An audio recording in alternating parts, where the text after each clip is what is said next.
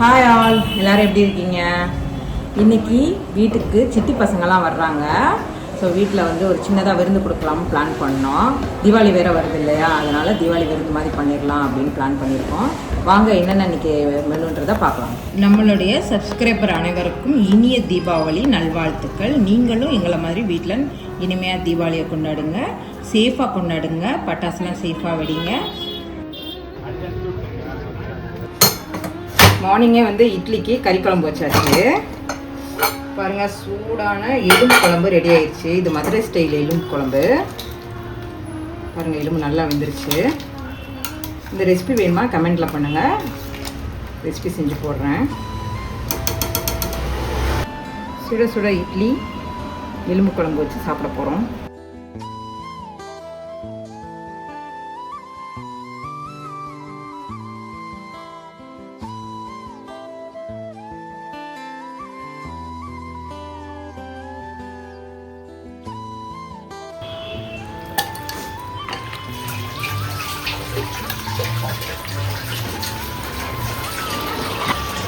இன்றைக்கி 1 கிலோ சீரக சம்பா எடுத்துருக்கேன். 1 கிலோ பிரியாணி போடுறோம். 1 கிலோ சீரக சம்பா அரிசிக்கு நாங்கள் ஈவனாக 1 கிலோ மட்டன் எடுத்துக்குவோம். ஏன்னா இன்றைக்கி நாங்கள் தலப்பாக்கட்டி ஸ்டைலில் போடுறதுனால ஈவனாக எடுத்துக்குவோம். அதுக்கான மசாலா தான்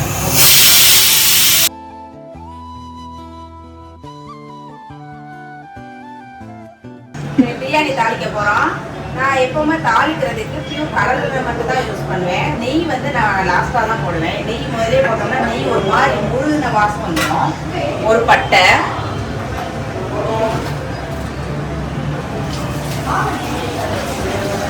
பெரிய வெங்காயம்.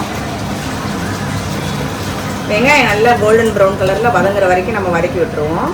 நான் வதக்கிட்டு காமிக்கிறேன் உங்களுக்கு. இது என்ன தக்காளியா? ஓகே.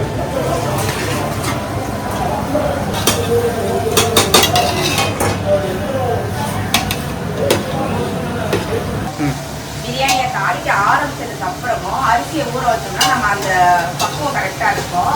இது வந்து மட்டன் பிரியாணிக்கு தான் இந்த மெத்தடு. ஏன்னா மட்டன் நம்ம ஆல்ரெடி வேக வச்சு எடுத்துருவோம் இல்லைங்களா. சிக்கன் பிரியாணினா ஒரு 10 நிமிஷத்துக்கு முன்னாடி சிக்கனை வெந்ததுக்கப்புறம் நம்ம ஊற வச்சோம்னா கரெக்டாக இருக்கும்.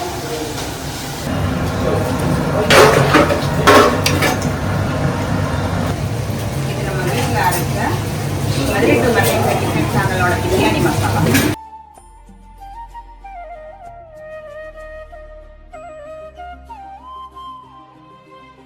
1 கிலோ பிரியாணிக்கு 4 டேபிள் ஸ்பூன் மதுரை டு மலேசியாவோட பிரியாணி மசாலா சேர்க்கணும். ஆல்ரெடி நம்ம 2 டேபிள் ஸ்பூன் வந்து கறியோட வதக்கும் போதே சேர்த்துக்கிறோம். அதை வந்து அப்போ தான் சேர்க்கணும். இப்போ எல்லாம் கறியெல்லாம் வதக்கி நம்ம அரிசியெல்லாம் போட்டு தண்ணி ஊற்றுவோம்ல, அதுக்கப்புறம் மற்ற 2 டேபிள் ஸ்பூன் சேர்க்கணும். அப்போ தான் பிரியாணி வந்து டேஸ்ட் ரொம்ப பிடிக்கும்.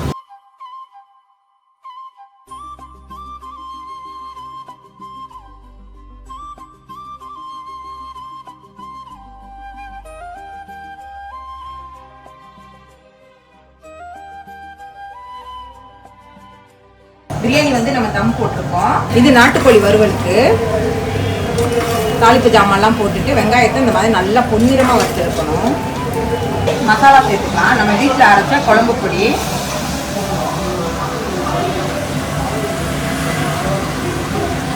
நான் இதில் 3 டேபிள் ஸ்பூன் சேர்த்துக்கிறேன். நான் ஆல்ரெடி குழம்பு பொடி சேர்த்துட்டேன். இது வீட்டில் அரைச்ச மிளகா சாந்து, இது 1 டேபிள் ஸ்பூன் சேர்த்துக்கலாம்.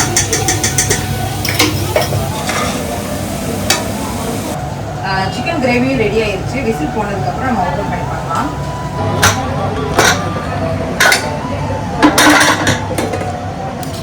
நாட்டுக்கோழி வறுவல் சூப்பராக வெந்துருச்சு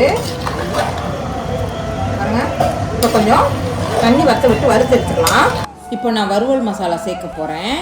இதில் வந்து நான் கடுகு, மிளகு, சீரகம், வரமல்லி, வரமிளகாய், கொஞ்சமாக வெந்தயம் இதெல்லாம் சேர்த்துருக்கேன். இதோட ரெசிபி வேணும்னா கமெண்ட் பண்ணுங்கள், கண்டிப்பாக நான் ஒரு ரெசிபியாக போடுறேன்.